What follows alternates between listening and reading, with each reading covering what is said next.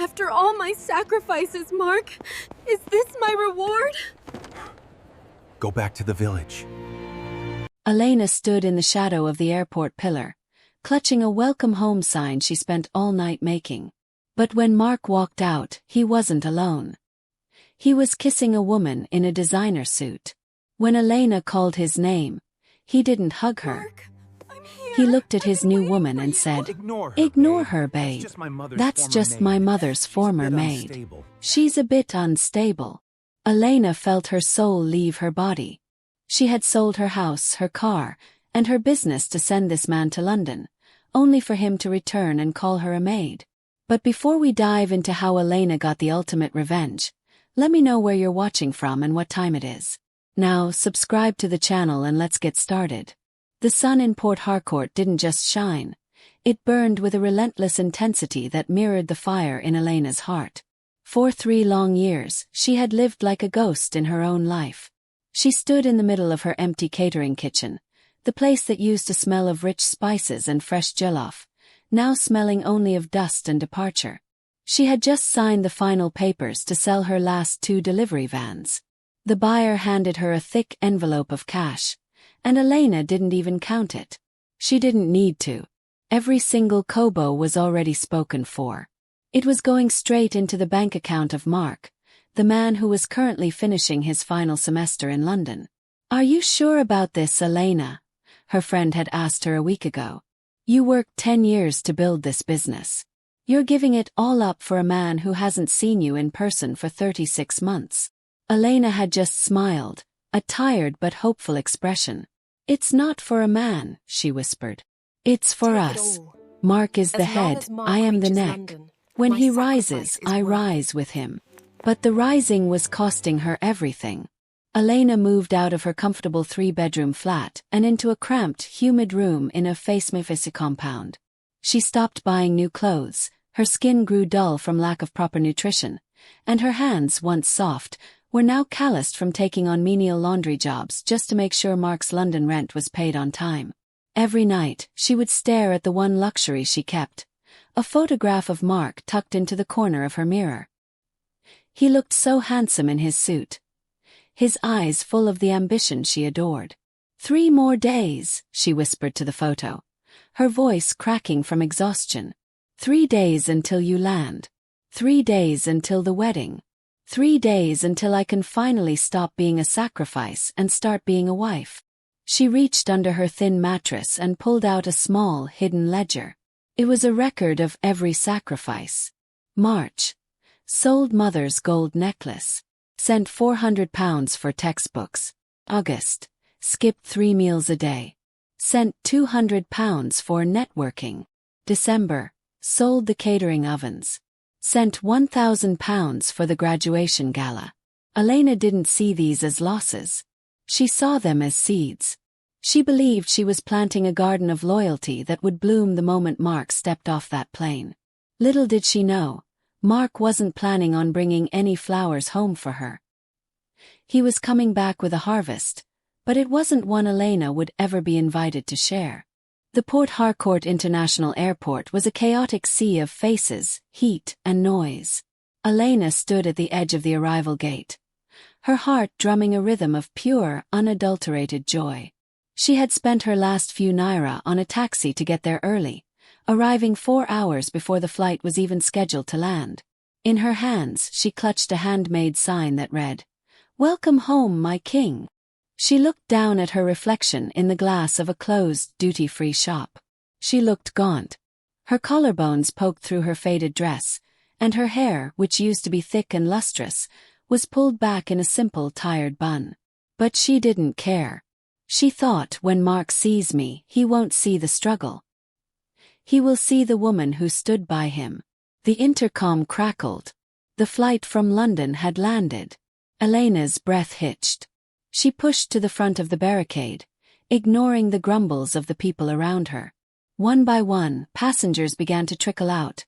Businessmen in sharp suits, families reunited with screams of joy, students returning with heavy backpacks. And then she saw him. Mark looked like he had stepped out of a high-fashion magazine. He was wearing a slim-fit charcoal suit that must have cost more than Elena's rent for an entire year. His skin was glowing, untouched by the harsh sun she had endured for him. He looked powerful. He looked like the success she had prayed for. "Mark!" Elena screamed, her voice breaking with 3 years of suppressed longing. "Mark! Over here!" She began to wave the sign frantically, her eyes filling with tears. Mark paused. His eyes scanned the crowd and locked onto hers for a split second. Elena expected him to drop his bags and run to her. She expected the cinematic embrace they had talked about over 1,000 WhatsApp messages. Instead, Mark's expression turned to one of utter horror.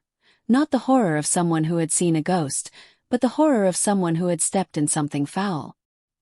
He didn't move toward her. Instead, he turned to the woman walking beside him. Elena hadn't noticed her at first because she was so focused on Mark. The woman was stunning, light-skinned, with hair that fell in perfect waves and a designer handbag draped over her arm. She was Chloe, and she looked at the airport as if she were afraid the air itself might stain her skin. "Mark, honey, who is that loud woman?" Chloe asked, her voice carrying a clipped British-Nigerian accent that oozed wealth. "Is she shouting your name?" Elena surged forward, ducking under the security rope. "Mark, it's me. It's Elena." She reached out to touch his arm, her fingers trembling. "You're finally home. I have the house ready, and the wedding is in 3 days, just like we planned." Mark recoiled, pulling his arm away as if Elena's touch were acidic. He stepped in front of Chloe, shielding her. "Stay back," Mark barked, his voice cold and unfamiliar. He looked at the airport security guards who were already moving in. "Officer, please handle this woman. She's been harassing my family for years." Elena froze. The world seemed to tilt on its axis. "Mark, what are you saying?" "Me. Elena. I sold the vans, Mark. I sent the money for this suit you're wearing. I paid for the masters." Mark laughed, a dry, cruel sound that cut deeper than any knife. He leaned in close, his voice a low hiss that only Elena could hear. "Look at yourself, Elena. You look like a beggar. Did you really think a man with my degree, with my future, would marry a common cook from the streets?" He turned back to Chloe, his face instantly softening into a fake, charming smile. "I'm so sorry, babe. This is just a girl who used to be a maid for my aunt. She's a bit mentally unstable and obsessed with me. I told her years ago to stop contacting me, but she clearly hasn't moved on." "A maid?" Chloe echoed, looking at Elena with a mixture of pity and disgust. "How pathetic. Mark, let's go. The driver is waiting, and this heat is giving me a headache." "Wait!" Elena screamed as the security guards grabbed her arms. "Mark, look at me. 3 days. Our wedding is in 3 days." Mark didn't look back. He placed a protective hand on Chloe's waist and led her toward a waiting black SUV, a luxury vehicle that Elena's hard-earned money had likely helped secure. As the guards dragged Elena toward the exit, she collapsed onto the hot pavement. Her welcome home sign was trampled under the feet of passing travelers, the ink smearing in the dirt. She watched the taillights of the SUV disappear into the Lagos traffic, taking with it her past, her present, and the future she had bled to build. The woman who had given everything was left with nothing but the dust of the man she had created. But as Elena sat there, the shock began to turn into something else. The tears dried on her cheeks, replaced by a cold, sharp clarity. Mark thought he had left a maid in the dust. He didn't realize he had just ignited a fire in a woman who knew exactly how to cook up a dish called revenge. The rain in Port Harcourt didn't wash away Elena's pain. It only turned the dust on her skin into a bitter layer of mud. She spent the first 24 hours in a trance, sitting on the floor of her tiny room, staring at the empty space where her life used to be. But by the second day, the grief crystallized into a cold, hard diamond of resolve. Mark thought she was a maid. Fine. She would be exactly that. Elena knew Mark's vanity better than anyone. He wouldn't settle for a hotel. He would want a sprawling villa to impress Chloe and her wealthy father. Using her old contacts in the hospitality industry, people she had once supplied with the best jollof in the city, it took her only 3 hours to find the address. He had rented a white-pillared mansion in the GRA, a place where the gates were high and the secrets were higher. She arrived at the service entrance at 6 a.m., dressed in a borrowed, oversized domestic uniform and a heavy headscarf that shadowed her hollowed cheeks. The head housekeeper, a busy woman named Mrs. Benson, was frantic. "Ooh. The agency sent you," Mrs. Benson barked, not even looking Elena in the eye. "We are short-staffed for the pre-wedding dinner tonight. Get in there and start on the silver. And stay out of the master's sight. He's in a foul mood." Elena nodded silently, her heart thumping against her ribs like a trapped bird. As she polished the heavy silver platters in the dining room, she heard the clicking of expensive heels. Chloe walked in, looking like a tropical bird in a silk robe. She was followed by Mark, who was frantically typing on his phone. "Mark, darling," Chloe said, her voice dripping with boredom.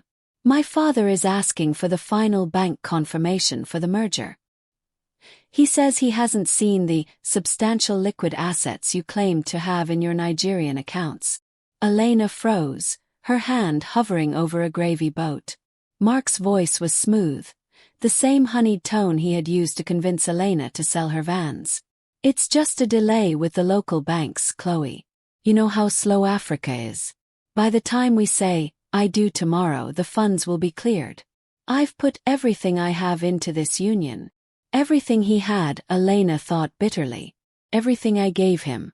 Later that afternoon, Elena was assigned to clean the study. It was a room filled with the scent of expensive cigars and lies. She saw Mark's laptop sitting open on the mahogany desk. Her hands shook as she approached it. She knew his password. It was the date of their first anniversary, a date she thought he held sacred. She typed it in. It worked. Her breath caught as she scrolled through his recent history. There were no liquid assets. There was only a series of desperate emails to offshore accounts and a draft for a massive loan application using Chloe's father's name as a secret guarantor. But then she found a folder titled "The Cook." Inside were photos of Elena. Not romantic ones, but photos he had taken of her while she was working, sweaty and tired in her kitchen. There were also scanned copies of her business licenses. He had used her credentials, her years of hard work, and her tax returns to build a fake corporate profile for himself to prove to Chloe's father that he was a self-made mogul. He hadn't just stolen her money. He had stolen her identity. Suddenly the door creaked. Elena slammed the laptop shut and grabbed a dusting cloth, spinning around just as Chloe walked in. Chloe stopped, her eyes narrowing as she looked at the maid. "You," Chloe said, walking closer. "I've seen you before. At the airport." Elena's heart stopped. She looked down, trying to hide her face. I don't know what you mean, Ma." "Don't lie to me," Chloe whispered, stepping into Elena's personal space. She reached out and tilted Elena's chin up. Chloe's eyes weren't filled with the arrogance Elena expected. They were filled with a sharp, piercing intelligence. "You're the unstable girl Mark told me about. The one who supposedly stalks him." Chloe looked at Elena's calloused hands, then at the expensive laptop on the desk. "He says you're crazy. But crazy people don't have eyes that look this tired from working. And they don't have the password to my fiancé's computer." Elena realized then that Chloe wasn't the enemy. She was the next meal on Mark's plate. "I'm not the maid, Chloe," Elena said, her voice cracking but firm. "I'm the woman who paid for the ring on your finger. And if you give me 10 minutes, I can show you the receipts that prove you're about to marry a ghost." The two women stood in the silent study, the hunter and the hunted, realizing they were both being led to the same slaughterhouse. The air in the study was so thick you could cut it with a kitchen knife. Chloe didn't scream. She didn't call for security. She simply walked to the door, turned the lock, and leaned against it, her designer robe shimmering in the dim light. "You have 5 minutes," Chloe whispered. "And for your sake, they better be the most honest 5 minutes of your life." Elena didn't waste a second. With trembling fingers, she pulled a hidden pouch from beneath her apron. Inside wasn't jewelry or money, but paper, the only weapons she had left. She spread them out on the mahogany desk like a deck of cards. "This is the deed to my catering business, Elena's Royal Treats," Elena began, her voice gaining strength. "I sold it 18 months ago. Here is the bank slip showing the transfer of that money directly to Mark's UK account for his business development fee. This," she pointed to a tattered photo, "is us at the airport 3 years ago, the day he left. Look at the necklace I'm wearing. He told me it was an heirloom. I found out later it was glass, but I sold it anyway because he said he was starving in London." Chloe picked up a document.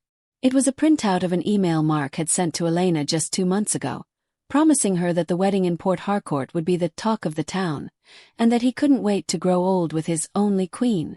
Chloe's hand began to shake. "He sent this to you in November.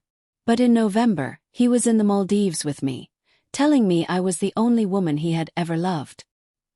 He told me his family was royal and that you were a daughter of a former servant who had become obsessed with his status." "I am the daughter of a teacher and a baker," Elena said, looking Chloe dead in the eye. "And the only thing I'm obsessed with is getting back the life he stole from me. He didn't just take my money, Chloe. He used my business records to pretend he was a successful entrepreneur to impress your father. He's using your father's reputation to get a loan that he will never pay back. Once that marriage certificate is signed tomorrow, he'll have legal access to your trust. By the time you realize he's a fraud, he'll be gone." Chloe sank into a leather chair, the reality of the situation washing over her. She wasn't just a bride, she was an investment. Mark hadn't fallen for her beauty or her wit. He had fallen for her balance sheet. "I was going to give him everything," Chloe whispered, more to herself than to Elena. "My father was going to make him a partner in the firm tomorrow morning as a wedding gift." "He's a parasite, Chloe," Elena said, stepping closer. "He moves from one host to another. He's done with me because I'm bled dry. Now he's starting on you." Silence stretched between them. Outside, they could hear Mark's laughter as he joked with the caterers about the quality of the champagne. The man was celebrating a victory he hadn't even won yet. Chloe looked up, and for the first time she didn't see a maid. She saw a reflection of her own vulnerability, and her own strength. A slow, dark smile spread across Chloe's face, the kind of smile that promised a storm. "He wants a wedding that's the talk of the town?" Chloe asked, standing up and smoothing her robe. "Then we should give him exactly what he paid for. Or rather, what you paid for. What are you planning?" Elena asked. "Mark thinks he's playing a game of chess," Chloe said, her voice as cold as a mountain stream. "But he forgot that the queen is the most powerful piece on the board. And today he has 2 of them. Elena, put your scarf back on. We have work to do, and the guest list for tomorrow's wedding needs a very special edition." The 2 women spent the next 3 hours huddled over Mark's laptop and Chloe's phone. They weren't rivals anymore. They were a strike team. Chloe used her influence to make sure the special guests were invited, while Elena provided the evidence that would ensure there was no escape. As Elena snuck out of the villa that night, she didn't feel like a victim. For the first time in 3 years, she felt like the boss of her own life again. The stage was set. The invitations were out. And Mark was about to find out that the woman he called a maid was about to take him to the cleaners. The grand ballroom of the presidential hotel was a sea of white lilies and shimmering gold. Mark stood at the altar, looking every bit the billionaire he had pretended to be. His tuxedo was a custom Italian cut, his shoes polished to a mirror finish. He checked his gold watch, the same watch Elena had worked 3 months of double shifts to buy him, and smirked. In 10 minutes, he would be married to the idyllic fortune. In 20 minutes, he would be a partner in a global firm. The music shifted to a dramatic, swelling orchestral piece. The heavy doors at the back of the hall swung open. Mark's smile was wide as he waited for Chloe to appear in her designer lace. But as the silhouette emerged from the light, the room went deathly silent. It wasn't one woman. It was two. Elena walked down the aisle first. She wasn't wearing a maid's uniform or the rags from the airport. She was wearing the white wedding dress she had kept hidden on the back of her door for 3 years. The dress Mark had told her he couldn't wait to see her in. Behind her, dressed in a sharp, blood-red jumpsuit, was Chloe. "What is the meaning of this?" Mark's voice cracked, his noble accent slipping. "Security. Get this woman out of here." But the security guards didn't move. They had been paid by Chloe's father, who was currently sitting in the front row with his arms crossed, his face a mask of fury. Elena reached the altar and stood directly in front of Mark. She didn't look like a victim. She looked like a judge. "The maid has come to collect her wages, Mark," she said, her voice echoing through the silent hall. "Chloe, honey, tell her to leave." Mark pleaded, reaching for Chloe's hand. Chloe stepped forward, her eyes flashing like cold steel. "Don't touch me, Mark. Or should I call you the parasite? Because that's what the police report says." At that moment, the giant projectors meant to show a montage of the couple's love story flickered to life. But it wasn't photos of Mark and Chloe in London. It was a scrolling list of bank transfers from Elena's account to Mark's. It was the cook folder he had hidden. It was a video of Mark in the study, recorded by Chloe's phone, where he was heard laughing about how he was going to drain the Adelic Trust Fund within 6 months. The guests gasped. Mark's face turned from pale to a sickly shade of gray. "Everything you are, Mark, is built on the bones of this woman," Chloe said, gesturing to Elena. "Every suit, every flight, every lie. You thought you could use us against each other. You thought a village girl and a rich girl would never talk." Elena stepped forward and handed him a legal document. "This is an injunction. I've filed a suit for the return of my business assets, interest on 3 years of stolen wages, and identity theft. The police are waiting in the lobby to talk to you about the fraudulent loan applications you made in Mr. Adelic's name." Mark looked around the room, looking for an exit, but he saw only the disgusted faces of the elite society he had fought so hard to join. He turned to Elena, his voice a desperate whisper. "Elena, please. I did it for us. I did it so we could have a better life later." "There is no us, Mark," Elena replied, her voice calm and final. "You traded your soul for a lifestyle you couldn't afford. You called me a maid. Well, I've finished my job. I've cleaned up the mess you made of my life." Chloe's father stood up. "Get him out of my sight." The security guard stepped forward, grabbing Mark by the arms. As he was dragged down the same aisle he had planned to walk in triumph, his screams of "It's a mistake" faded into the distance. The ballroom was silent for a moment. Then Chloe turned to Elena. She didn't see a rival, she saw a partner.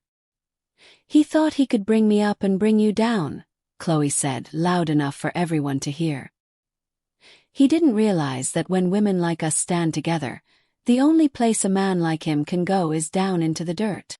1 year later, the Elena and Chloe group opened the largest catering and hospitality empire in West Africa. Elena was no longer the woman in the shadows. She was the CEO of a multi-million-dollar company. And every Sunday, she would look at the photo of herself in that white dress at the altar, not as a reminder of a wedding she lost, but as a reminder of the day she finally married her own strength. And so, Mark learned the hardest lesson of all. You cannot build a kingdom on the tears of the woman who helped you find your way. He thought he was playing a game of chess, but he forgot that a woman's silence isn't a sign of weakness. It's the calm before the storm. If this story moved you, please like the video and subscribe to this channel. Don't forget to hit that notification bell so you never are tales. But before I go, I want to hear from you. Is it ever a good idea for a woman to sell everything she owns to fund a man's dreams, or should we always keep something for ourselves just in case? Tell me your honest thoughts and your stories in the comments. I'm Gloria, and I hope this story reminded you of the fire and strength you carry inside. Thanks for watching, and I'll see you in the next one.